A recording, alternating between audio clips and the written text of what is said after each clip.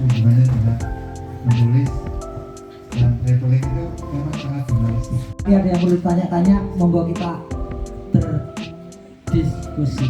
Assalamualaikum warahmatullahi wabarakatuh. Bertanya di sana mau apa dan pulangnya kapan?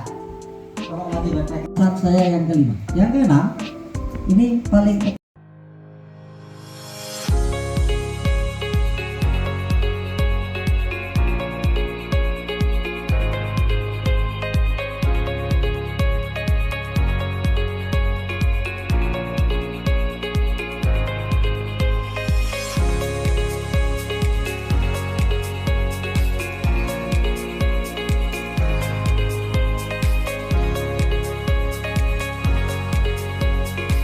Amin. Nama dan kelasnya. Perkenalkan, nama saya Humaira dari kelas dari ilmu komunikasi IP angkatan 2023. Izin bertanya, Pak. Selama Bapak jalan-jalan traveling ke semua negara yang banyak yang sudah dikunjungi, menurut Bapak apa atau negara mana yang paling membekas dan berkesan? Nah, kemudian apakah ada wejangan atau nasihat kepada kami selaku mahasiswa yang mahasiswa gitu, apa sih yang harus kami siapkan betul-betul? Karena dari teman-teman saya pun katanya banyak yang hobi traveling gitu Pak. Jadi apa sih yang harus kami siapkan gitu, yang paling penting? Mungkin itu saja dapat saya sampaikan. Terima kasih banyak sebelumnya Pak, dan Assalamualaikum warahmatullahi wabarakatuh. Waalaikumsalam. Terima kasih. Selanjutnya tadi ya Mas. Bismillahirrahmanirrahim. Yes. Assalamualaikum warahmatullahi wabarakatuh. Waalaikumsalam. Sebelumnya izin memperkenalkan diri, nama saya Ryan Nur Fauzan. Saya dari Infom kelas C, Pak. Ya. Mohon izin Pak Abong. Terima kasih sudah memberikan ilmu dan pengalaman yang sangat bermanfaat bagi kami mahasiswa semester 1 Ilmu Komunikasi Universitas Islam Indonesia.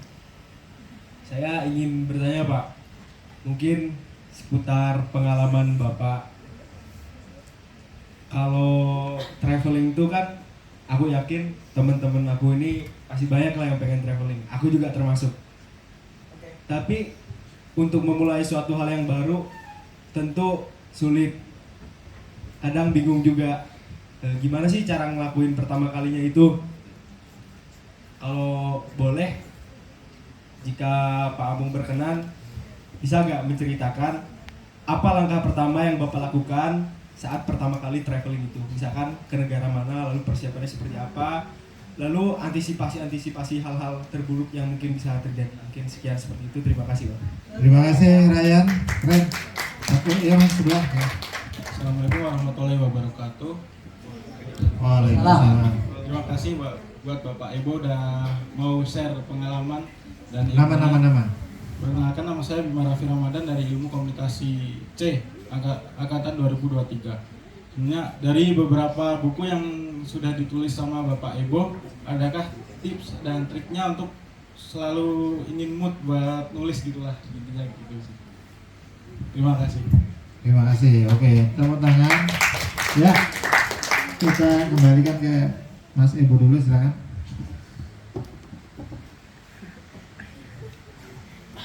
Oke. Makasih. Humaira. Saya mengingatkan pada Aira Bag ya. Satu merek tas di Jogja yang lagi digandrungi ibu-ibu. Anaknya namanya Humaira, tasnya dikasih brand Aira. Negara apa yang berkesan? Semua negara berkesan Pak. Karena semua negara itu pasti gak ada yang sama soalnya. Sama dengan gini deh, Solo sama Jogja ada bedanya nggak? Begitu ke Purwokerto berkesan lagi nggak? Iya, kalau Purwokerto saya kesannya itu kalau setiap ke pasar tradisional, saya senang mendengar kayak orang lagi padu bertengkar gitu. Oh joki sampai dia regane orang ini mau tawar menawar atau mau bertengkar gitu. Tapi damai aja ini satu masa, coba dengerin. Saya paling suka itu kalau ke Banyumas, ke Purwokerto itu pagi-pagi ke pasar. Roh kamu sampai orang ini Kuwi kok rasa mene. Wis mondok kok yo saiki. Kok ndak kapok-kapokan pisan gitu. Semua negara berkesan ya. Misalnya ini ya. Saya seneng, bahkan bukan hanya negara. Di negara itu ada kota. Itu punya cerita masing-masing. Misalnya di Belanda gitu. Kalau mau nyaman kayak Jogja, saya seneng ke Den Haag. Tapi kalau seneng keramaian yang ada kanal-kanalnya, ketemu banyak orang, kita ke Amsterdam. Kalau ketemu pengen arsitektural kuno, kita bisa ke Rotterdam. Jepang juga begitu. Jepang antara Kyoto dengan Tokyo jauh berbeda. Kita ke Kyoto seperti masuk ke Jogja tahun 1980-an gitu deh. Dengan segala tradisinya. Begitu masuk ke Tokyo, kita kayak masuk Jakarta. Tapi kalau kita ke Jepang, hampir di semua tempat kita akan mendapatkan apa ya namanya?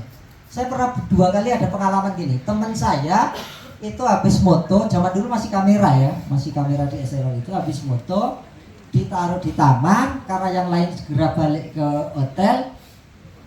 Langsung balik hotel, lupa kalau habis moto-moto itu kameranya ditaruh, dia kira sudah dibawa temen yang lain. Sampai hotel, loh, di mana kameranya? Oh, ketinggalan di taman. Kalau di Indonesia kira-kira masih apa enggak itu kamera? 12.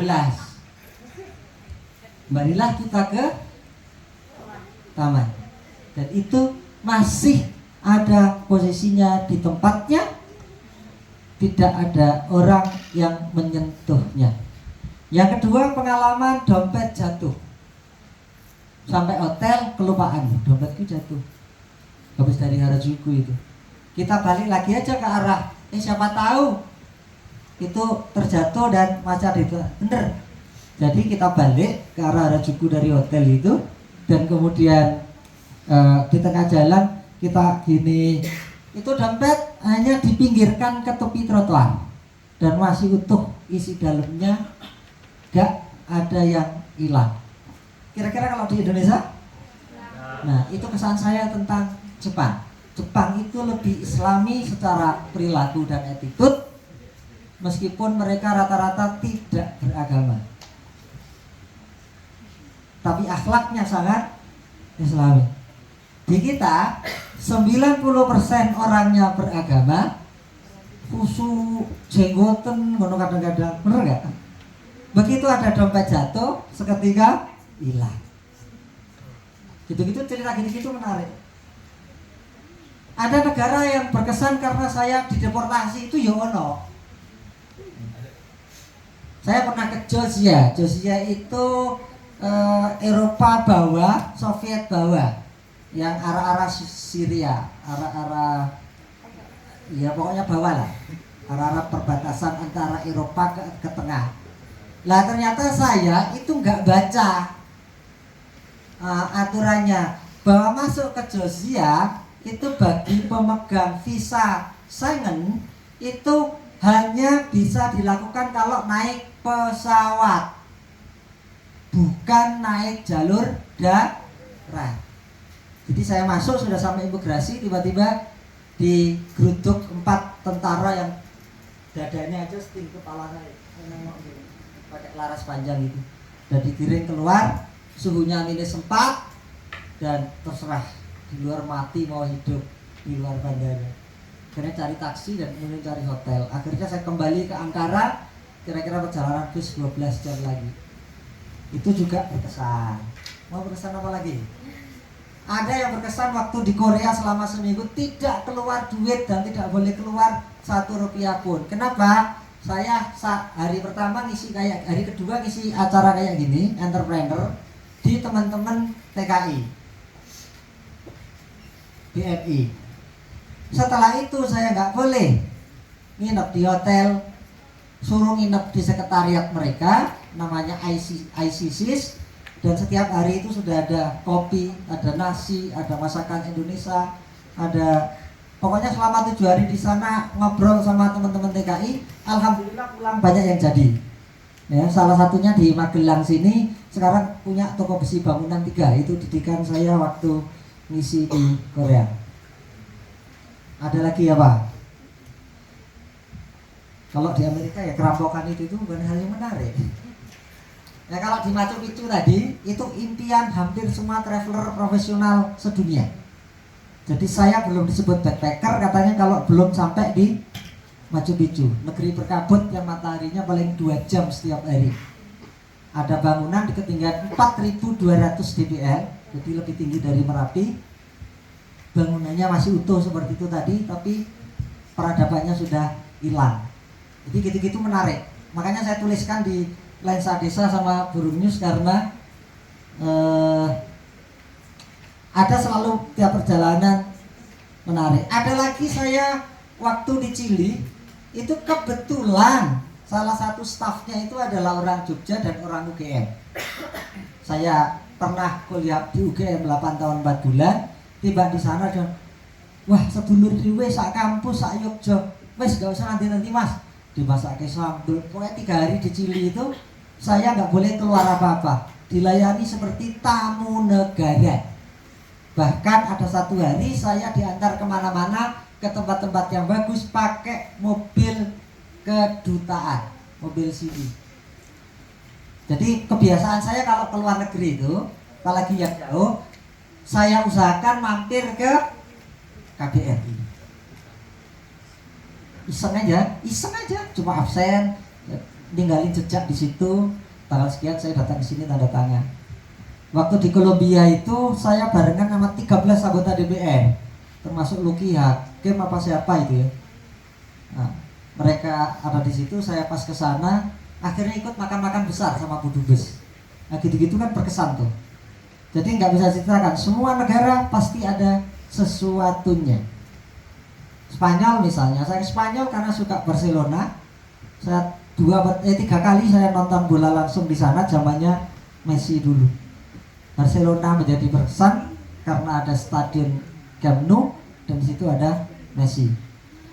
Pejangan apa ya? Yang penting berani nekat, sama yang kedua ngeriset dulu. Riset, cari di Google, tulis saja apa yang harus saya siapkan. Kalau mau ke Malaysia, klik, nanti ketemu semua. Apalagi kalau pinter AI sekarang kan, ketik aja kata kuncinya, nanti kan dijelaskan. Tolong bikinkan itineraris waktu di Kuala Lumpur. Set, gitu. 5 detik selesai semua. Kalau enggak, lihat di YouTube. Destinasi menarik di Kuala Lumpur.